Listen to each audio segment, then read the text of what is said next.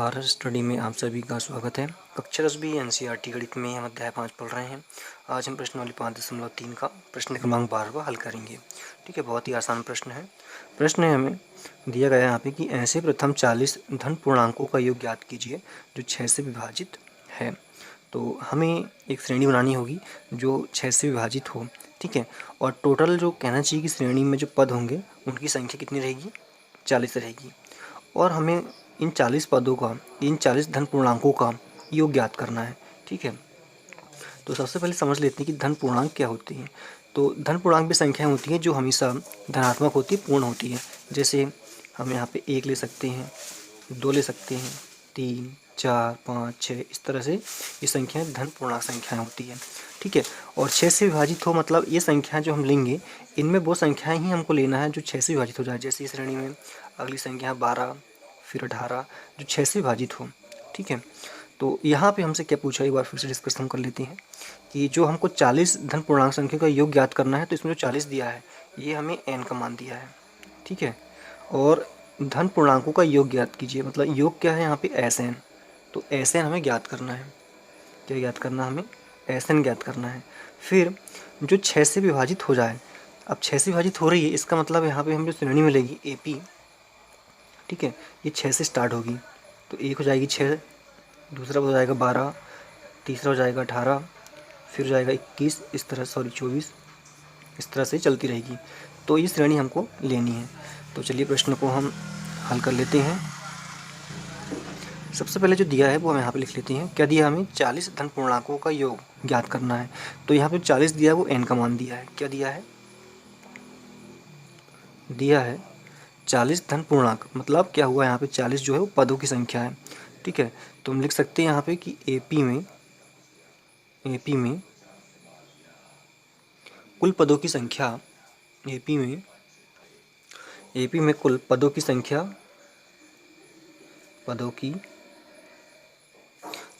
क्या हो जाएगी यहाँ पे?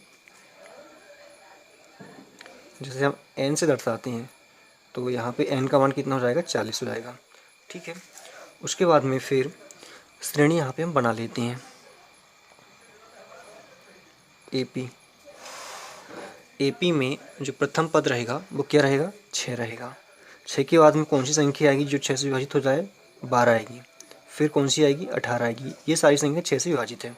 हम यहाँ पे लिख सकते हैं 6 के पहाड़े में 6 आता है पहले, फिर 12 आता है, फिर 18 आता है। ठीक है, फिर आता है 24। इस तरह से श्रेणी आगे बढ़ती रहेगी। तो हमसे यहाँ पे पूछा है क्या? हमसे यहाँ पे पूछा है Sn का मान। क्या पूछा है? Sn का मान पूछा है। और Sn का फार्मूला क्या होता है? तो Sn का फार्मूला होता है हमारा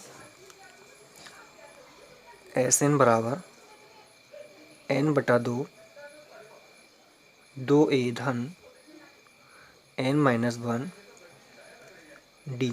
ठीक है, ये फार्मूला होता है। तो ये फार्मूला हम यहाँ पे लगाएंगे। अब इस पहले देख लें कि हमें क्या क्या चीज़ की आवश्यकता है इसमें। तो पहले हम देखें अगर इसमें तो n की आवश्यकता है।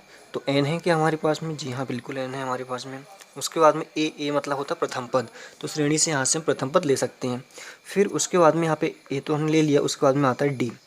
n तो है हमारे पास में d। तो इस श्रेणी से पहले हम a और d के मान निकाल लेते हैं।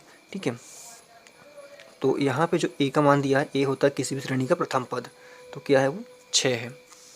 उसके बाद में फिर आता है डी क्या होता है? सार्वंतर। सार्वंतर कैसे निकालते हैं? द्वितीय पद से प्रथम पद को हम घटाते हैं। तो श्रेणी का द्वितीय पद क्या है? 12 है, और प्रथम पद क्या है? 6 है। तो 12 में से अगर 6 घटाएंगे हम तो क्या शेष रह जाएगा? यहाँ पे 6 रह जाएगा। तो डी का मान भी हमें क्या मिल गया? 6 मिल गया। तो अब हम यहाँ पे अब सूत्र लगा देंगे। ठीक है, तो यहाँ पे हम लिखेंगे 40 धन पूर्णांकों का योग, धन पूर्णांकों का योग। ठीक है, इसको निकालने के लिए इसका फार्मूला क्या है? Sn वाला है। तो यहाँ पे हम लगाएंगे अब Sn बराबर n/2 big bracket 2a plus small bracket n-1 d। ठीक है, ये हमने यहाँ पे फार्मूला लिख लिया है। अब इस फार्मूले में हम सारे मान रख देंगे। तो देखिए s जो है, s तुमको मालूम नहीं है, अब n क्या है हमारे पास में, यहाँ पे n है हमारे पास में 40, जो कि हमने शुरुआत में यहाँ पे निकाल लिया था। ठीक है, तो n का मान है हमारे पास में 40, तो s 40 हो जाएगा यहाँ पे, बराबर n की जगह फिर 40/2, फिर 2 का 2 गुणा a का मान कितना हमारे पास में 6, तो यहाँ पे 6 आ जाएगा। ठीक है, यहाँ पे आप देख सकते हैं a का मान 6 है हमारे पास, तो a का मान 6 रख लिया, धन फिर कोष्टक n का मान कितना हमारे पास में 40 है, तो 40 हो जाएगा, -1, d का मान हमने अभी निकाला है यहाँ पे सर्वांतर 6, तो यहाँ पे 6 हो जाएगा।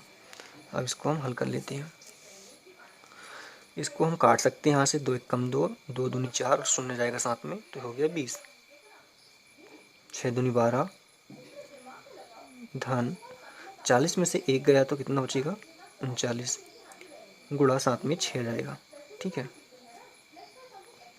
अब इसको और आगे हम हल कर लेते हैं, 20 12 धन, अब 39 में हम अब 6 का गुणा कर लेते हैं। ठीक है, तो देखते हैं कितना आता है, 39 गुणा 6, तो 6 9 का 54, 54 का 4, हासिल का आया 5, 6 3 18, 18 हम 5 जोड़ देंगे तो कितना हो जाएगा यहाँ पे, ठीक है 234, तो कितना आंसर मिला इसको हल करने में, 234 मिल गया। अब यहाँ पे 12 और 34 को हम आपस में जोड़ लेंगे। ठीक है, तो 20, यहाँ से 4, यहाँ पे 2, दोनों को हम जोड़ेंगे तो क्या जाएगा 6, यहाँ पे 3, यहाँ पे 1, दोनों को जोड़ेंगे कितना जाएगा 4, फिर यहाँ पे कुछ नहीं है, यहाँ पे 2, तो यहाँ पे 2 आ जाएगा। ठीक है, अब इन दोनों का हम गुणा कर लेंगे, तो 20 गुणा 246, तो 20 में 246 का हम गुणा कर लेते हैं। देखिए 0 का इस समय गुणा करेंगे तो 0 ही आएगा। अब 2 का गुणा कर लेते हैं, 6 में 2 6 12, 12 का 2, हासिल का 1, 2 4 8 और 1 9, और 2 दूनी के 4। ठीक है, तो कितना आया 4920। तो हमसे प्रश्न में क्या पूछा था, तो हमें प्रश्न पूछा था कि ऐसे ही प्रथम 40 धन पूर्णांकों का योग ज्ञात कीजिए जो 6 से विभाजित हो। तो पूर्णांकों का योग कितना जाएगा यहाँ पे 4000, S14 का मान कितना जाएगा 4920। तो हम लिख सकते हैं यहाँ पे उत्तर में क्या लिखेंगे हम कि प्रथम 40 धन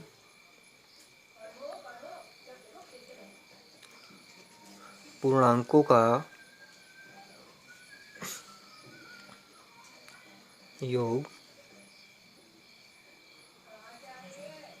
4920 है, जो 6 से विभाजित है या विभाज्य है, दोनों एक ही बात है।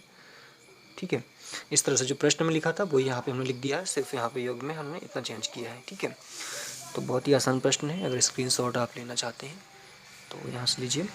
और दोस्तों अभी तक आपने अगर चैनल को सब्सक्राइब नहीं किया है तो जल्दी से आप सब्सक्राइब कर लीजिएगा, वीडियो को लाइक करें, शेयर करें और अधिक से अधिक मित्रों को शेयर करें। कमेंट्स करके बताएं मुझे कि आपको सवाल समझ में आ रहे हैं। धन्यवाद।